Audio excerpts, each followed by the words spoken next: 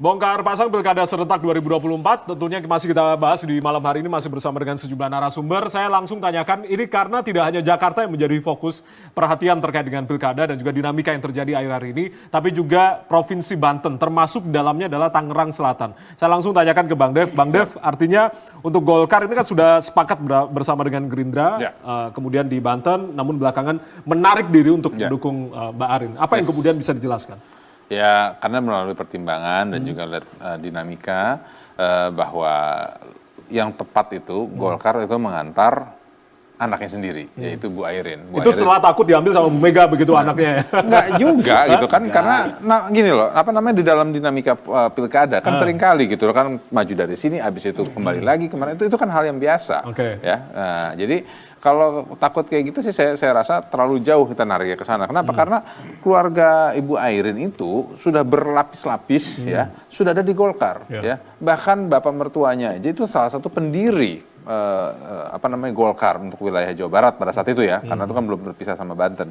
Jadi keputusan sebelumnya itu salah gitu Bang Dev? Ya, saya nggak bilang begitu. Kenapa dari awal begitu loh Bang Dev? Untuk mendukung Mbak Airin. Kalau tanya kayak gitu ya kita Anda sebaiknya hubungin yang menentukan.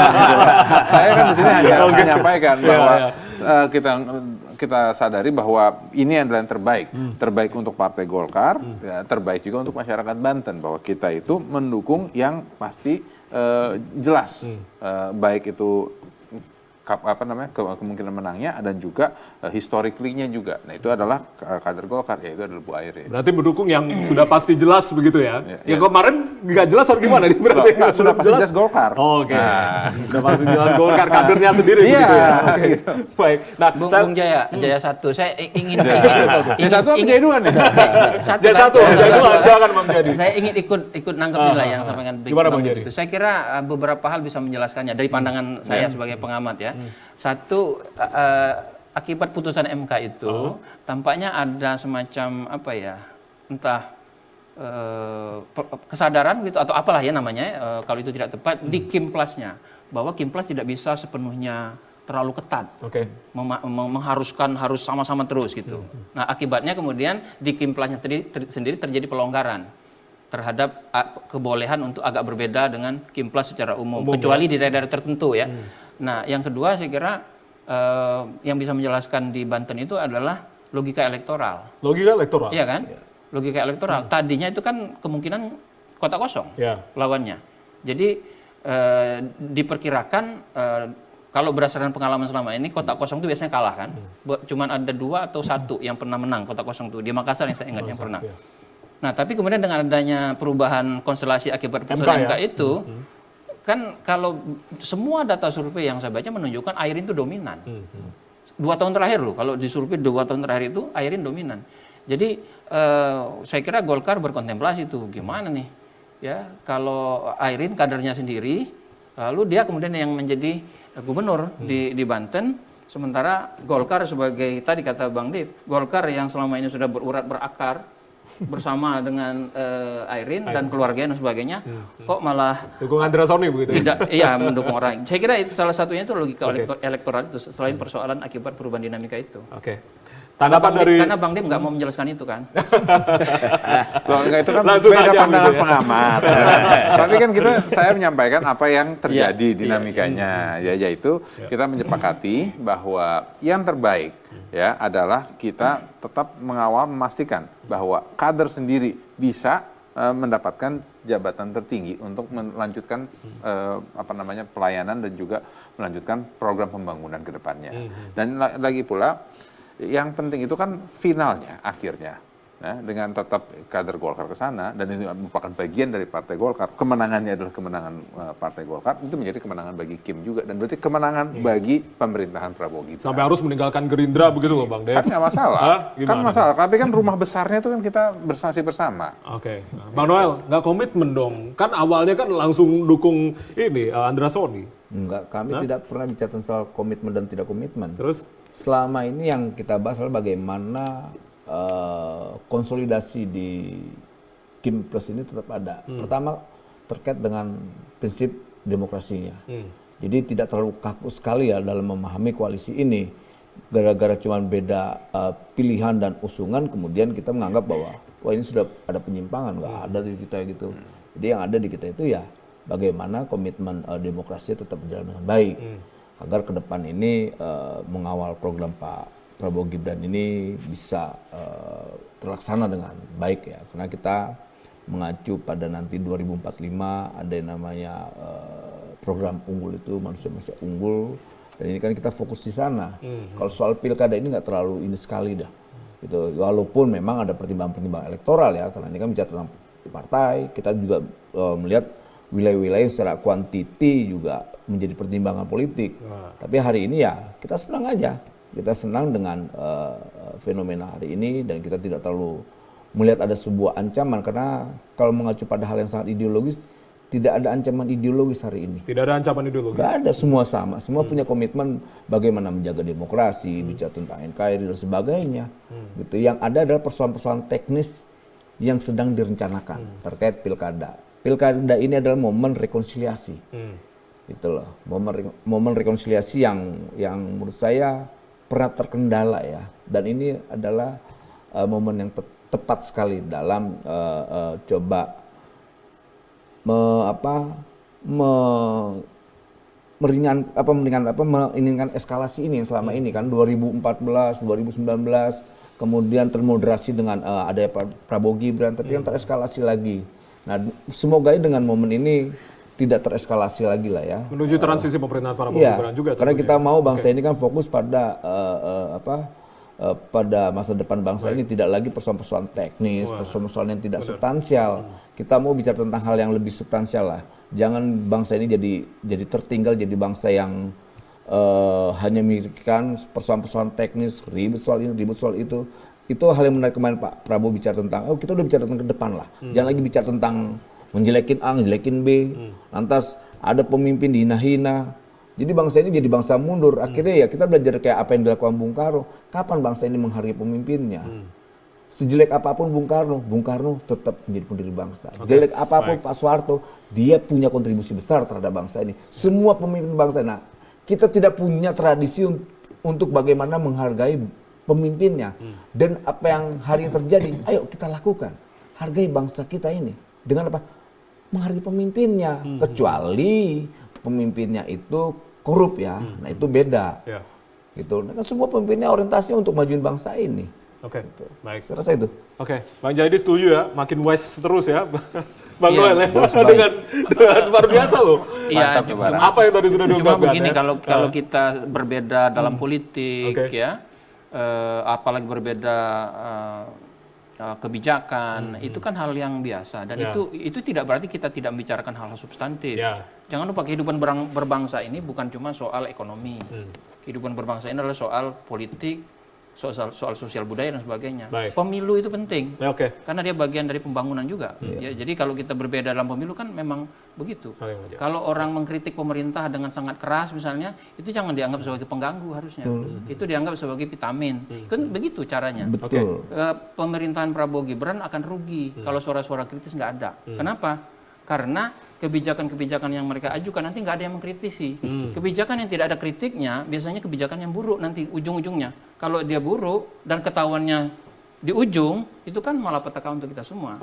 Jadi kita harus punya kebijakan-kebijakan seperti itu untuk melihat bangsa ini bukan hanya dari satu sudut pandang. Seringkali kita menganggap kita ini mau maju karena itu harus mengutamakan pembangunan. Nah, seringkali yang kita pikirkan pembangunan itu cuma soal ekonomi, soal kesejahteraan. Tapi soal-soal yang terkait dengan politik juga ada bagian dari itu. Jadi dia sama posisinya. Jadi secara umum ya saya kira yang disampaikan oleh Bang Noel ya benar lah. Oke, kita setuju. Langsung ke Bang Fatul. Bang Fatul, artinya kalau di Jakarta ini kan tetap konsisten gitu, mendukung Pak RK dan juga Pak Suswono. Artinya kenapa putar balik nih di Tangsel, tidak jadi dukung Bang Riza Patria dan juga Marcel? Ya kalau di Jakarta sih sudah selesai ya. Dan kita jadi bingung juga kenapa maju mundur mulu diminta PKS kan, padahal pilihan politik biasa itu. Dan memang prosesnya juga proses yang sudah berjalan. Jadi kalau itu sebetulnya sudah selesai. Tapi mungkin ya memang karena banyak bahkan kader-kader sendiri di PKS juga yang menginginkan Mas Anies. Ya tentu itu pasti ada dinamika dan itu pun juga bahkan itu kita lakukan sejak awal kan, kita mengusung sejak awal. Nah kalau di Tangsel yang pertama dengan konteks sebelum keputusan MK, ya PKS di Tangsel tidak bisa mengusung sendiri, itu pertama.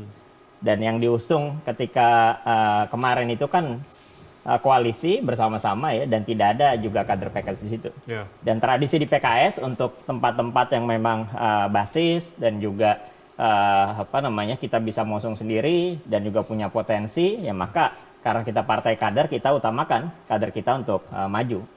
Di tengah juga banyak kritik terhadap pilihan-pilihan politik yang kita lakukan. Tentu ini ya, kita akomodasi, makanya wajar kalau itu akhirnya bisa dibahas kembali, dibuka kembali ya, karena memang dari sisi masukan, aspirasi banyak pihak, dan juga dari sisi kesempatan kita untuk mengusung pun juga ada, dan memang yang diusung sebelumnya juga bukan kader. Termasuk dari Dewan Pakar banyak yang protes juga begitu ya di PKS. Ya itu umum lah. Jadi di PKS ya tentu kita juga berdinamika kan. Tidak hampir sama lah semua pilihan politik. Orang ingin berorganisasi, kalau tidak setuju keluar. Bahkan kita di PKS juga sama dengan partai lain. Udah punya pengalaman orang PKS, kader PKS yang keluar bikin partai baru. Jadi itu juga udah hal biasa lah gitu dalam demokrasi kita kan. Ya, jadi apalagi kalau ada yang keluar ya memang itu pilihan politik mereka, ya kita hargai. Keluar juga dengan baik-baik, masuk baik-baik, maka kita hormati. Jadi tidak ada soal mengenai hal tersebut, tetapi pilihan-pilihan politik kita ya tentu dilakukan dengan pertimbangan matang, dengan pengambilan mekanisme keputusan yang ajak di PKS, dan ketika sudah diputuskan maka itu dilakukan, kecuali memang direvisi lagi dalam pembahasan yang mekanismenya juga kita sediakan. Oke, mewakili publik artinya ada pertanyaan juga begitu. Jangan-jangan sudah capek nih jadi oposisi, nggak pada akhirnya udahlah manuver bersama dengan Kim Plus begitu. Ya nggak ada capek oposisi ya. Kita, dan bahkan di Indonesia ini sebetulnya kan umum-umum saja ya, karena kita sistem presidensial, dan siapapun misalnya di dalam maupun di luar pemerintah, ya di DPR dia oposisi harusnya kepada pemerintah kan, karena memang dia berhadapan dengan mitra komisi dan sebagainya, harus mengkritisi, dan kita pun juga menjalankan dengan baik fungsi tersebut, baik di dalam pemerintahan maupun di luar pemerintahan. Jadi kalau dalam konteks itu sih hal umum lah, dan apalagi dengan Pak Prabowo, kita ini Pak Prabowo mengusung sudah 2 kali dalam Pilpres kan, ya, jadi hal begitu pun juga sudah sangat bisa dipahami lah bahwa mungkin dibandingkan Pak Anies baru sekali kita usung, Pak Prabowo 2 kali kita usung, jadi dua-duanya juga sebetulnya sama lah gitu diposisikan. Ketika nggak diusung malah menang. Tinggal gitu. pilih, ketika tidak diusung. Tinggal soal pilihan-pilihan politik kita saja gitu ya. Jangan memang begitulah. Contoh. Canda bos. Nggak apa-apa, itu umum juga. Semuanya biasa juga kan, ada yang kita usung tahu-tahu kalah atau menang. Kalau Golkar kan memang menang kalah tetap di dalam pemerintahan. Tetap dalam pemerintahan. Satu sama. Oke. Saya langsung ke Mas Dono. Mas Dono, tanggapan terkait dengan Golkar pada akhirnya mengusung Airin Ade begitu? Ya bagus-bagus saja, karena gini Mas, buat saya dan kita di PDI Perjuangan, komunikasi dengan teman-teman Golkar dan Bu Airin itu sudah berlaku lama sekali gitu loh. Jadi itu sebenarnya skenario pertamanya adalah dengan Bu Airin dan teman-teman Golkar. Tapi kan perubahan politik bekerja dengan sangat dinamis. Tapi nggak kaget ya ketika sudah diusung PDI pada akhirnya kembali Golkar mengusung ada gitu. ceritanya gitu. Ada ceritanya. Satu, gimana? Pak Erlangga Hartarto mundur. Lalu pasti itu ada perubahan dinamika. Yang kemudian ada perubahan dinamikanya adalah kita nggak bisa ngusung sendiri karena masih mengacu kepada peraturan yang lama. Maka kami tentu ya bagaimana kita mencari mitra kerjasama politik pada waktu itu.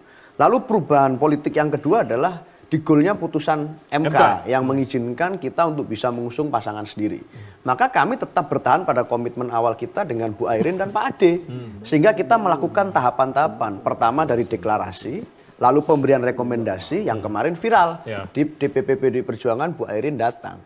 Kalau kemudian setelah itu peta politik berubah lagi dan teman-teman Golkar merasa sepertinya ada baiknya bergabung dengan PDI Perjuangan untuk kembali pada komitmen awal, ya kita tentu membuka ruang gitu loh. Karena komunikasi politik, kerjasama politik di banyak daerah, kami juga sama-sama kok dengan berbagai macam partai. Kami tidak menutup diri eksklusif hanya kami sendirian, kami terbuka gitu loh. Tetapi memang kalau boleh saya nanggepin diskusinya Pak Jaya dan Bang Noel tadi ya, sebenarnya kalau kami masih pada tahapan dan masih pada keyakinan bahwa dalam menentukan calon dalam taraf tertentu ideologi itu jadi pakem. Artinya gini, ideologinya di mana Mas? Dalam komitmen-komitmen mendasar tentang prinsip-prinsip kita yang kita pegang. Apa prinsipnya yang utama sebenarnya? Konstitusi buat kita. Selama itu di ranah konstitusional, di ranah yang taat pada Pancasila, di ranah taat pada Undang-Undang Dasar 45, punya komitmen untuk menjaga itu, kita pasti siap untuk bekerja bersama. Kalau tidak di situ, kita nggak bisa. Nah, artinya gini, Kalau kemudian ada kritik kepada pemerintah, kritik kepada mereka yang memegang kekuasaan, termasuk dari teman-teman mahasiswa, termasuk dari kalangan elemen civil society, belum tentu mereka yang mengkritik pemerintah itu tidak cinta pada Indonesia dan tidak ingin Indonesia maju gitu loh. Saya melihatnya Justru teman-teman karena mereka cinta. karena mereka Dulu karena cinta cinta, dengan ekspresi yang lain gitu ya. Mereka melihat ada blind spot mungkin yang tidak dilihat. Mereka melihat ada kesalahan-kesalahan yang mereka harus koreksi. Maka mereka bersuara dengan cara mereka dan itu dijamin oleh konstitusi. Jadi buat saya, mau itu berada dalam posisi kritis terhadap pemerintah atau menjadi mitra dalam pemerintah, selama itu di ruang konstitusi kita mengingatkan yang benar, ya itu tidak masalah, malah sesuatu yang konstruktif buat saya. Dan itu yang selama ini dipegang oleh PDI Perjuangan. Dalam mengusung nama-nama, tentu dalam kaidah tertentu ada koridor kita percaya pada ideologi dan prinsip partai. Itulah kenapa misalnya seringkali dalam pengambilan keputusan terkait rekomendasi, kita ini dianggap aneh gitu loh, anti mainstream kadang-kadang. Anti mainstream. Ini kok elektoralnya segini, kita nggak silau gitu loh. Kita malah ngambil nama-nama yang tidak populer di elektoral, di survei awal, tetapi ini buat kami ini yang cocok untuk Karena publik memimpin. mengartikan begitu, Mas Seno, kenapa tidak memanfaatkan momen begitu Iya, ketika betul. putusan MK, sehingga padanya, kenapa tidak mengusung Betul. kader-kader yang memiliki elektabilitas Betul, tinggi? Begitu. karena memang bicara tentang prinsip politik, ideologi, itu seringkali memang tidak selalu sama dengan tren mainstream. Itu harus kita akui. Bahwa kadang berpegang pada ideologi itu mengandung konsekuensi yang tidak mudah. Tapi kita siap untuk menghadapi itu. Artinya dengan pegangan kepercayaan terhadap prinsip tersebut, itulah kenapa Pak Mahfud yang jadi wakilnya Pak Ganjar. Padahal secara survei elektoral semua orang mengatakan, ini gimana kalau kita mengusung Pak Mahfud MD pada waktu itu. Tapi kita berkeyakinan bahwa untuk menegakkan hukum yang lebih berkeadilan, ini butuh sosok seperti Pak Mahfud. Sama dengan di Jakarta sekarang, kenapa kita mengusung Pak Pram dan Pak Rano Karno? Karena kita percaya yang bisa menjadi komunikator ke semua pihak, yang selama ini mengalami berbagai polarisasi, berbagai perbedaan-perbedaan, yang bisa menjadi komunikator untuk sikap politik partai, itu adalah pasangan Mas Pram dan Pak Rano Karno yang bisa masuk ke semuanya. PDI Perjuangan ini partai yang bergerak secara kolektif. Artinya tidak digerakkan karena orang per orang, tidak kemudian menghambat orang per orang atau mendukung hanya masalah nama orang per orang, tetapi bicara tentang gagasan kolektif. Dan itu bisa dilakukan oleh messenger siapa saja yang kami anggap dapat membawa pesan-pesan partai kepada publik. Itu prinsip dan garis kami. Ya, itu prinsip dari PDI sendiri. Bang Jayadi, apakah pasca putusan MK dengan bongkar pasangnya para cakada di beberapa provinsi, lalu juga ada yang menarik dukungan begitu, bagaimana dengan soliditas dari Kim? Anda menilainya? Ini dugaan saya. Kim Plus itu kayaknya membagi daerah-daerah itu kayak ada daerah paling strategis, daerah yang cukup strategis, kemudian daerah yang boleh dibiarkan loose begitu saja. Jadi terkategori beberapa kategori begitu ya, 3 Nah, kategori tadi ya. kan ada 545 pilkada kita, 37 provinsi, sisanya kan kabupaten kota. Jadi tidak mungkin semuanya seperti yang saya bilang tadi, dan kita kayaknya semua mengakui bahwa dinamika lokal di tiap daerah itu kan beda-beda. Nggak bisa Kim Plus memaksakan semua harus Kim Plus. Buktinya itu PDI juga nggak bisa. Karena sebelumnya kan pengennya diborong Kim Plus begitu. Atau mungkin ada skenario lawan kota kosong. Akibat putusan MK itu kan keadaannya menjadi lebih cair seperti yang sudah kita sepakati semua. Karena itu perlu ada pelonggaran. Pelonggaran strategi untuk sedapat mungkin menyamakan koalisi dari tingkat nasional sampai ke tingkat wilayah. Tapi saya kira wajar kalau misalnya Kim Plus kepengen di daerah-daerah yang sangat strategis, apalagi itu ada kaitannya langsung dengan proses dan masa depan pemerintahan ke depan, misalnya hubungan pusat dan daerah, itu mereka cukup strict, misalnya Jakarta, maka saya menduga kalau di Jakarta sebelum tadi sudah resmi mendaftar 15 partai termasuk semua anggota Kim Plus, saya percaya kalau di Jakarta itu sulit bagi Kim Plus untuk misalnya PKS balik badan atau PKB balik badan itu akan sulit. Kim Plus akan mencoba sedapat mungkin di Jakarta untuk tetap solid. Kenapa? Karena pertimbangan partai, pertimbangan koalisi untuk memutuskan nama-nama itu atau memutuskan paslon itu kan ada banyak. Contoh di Jakarta itu paling tidak harus mempertimbangkan faktor elektoral, faktor ideologis, faktor politis dan strategis. Gitu. Faktor elektoral udah sering kita bahas, siapa yang paling mungkin menang, pasangan apa.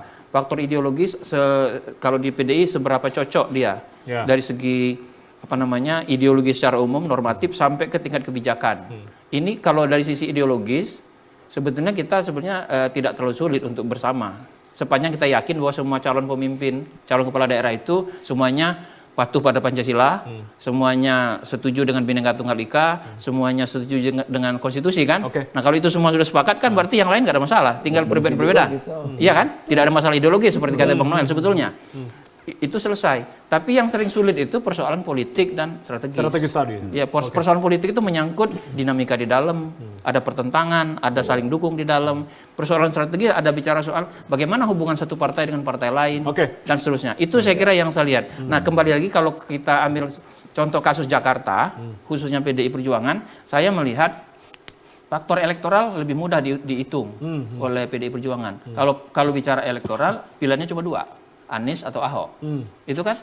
Lalu persoalan ideologis, mungkin dengan Anies agak berat, tapi melalui komunikasi yang intensif bisa kan, bisa ketemu tuh, sepakat soal wong cilik, sepakat soal pluralisme dan seterusnya, itu kan bisa.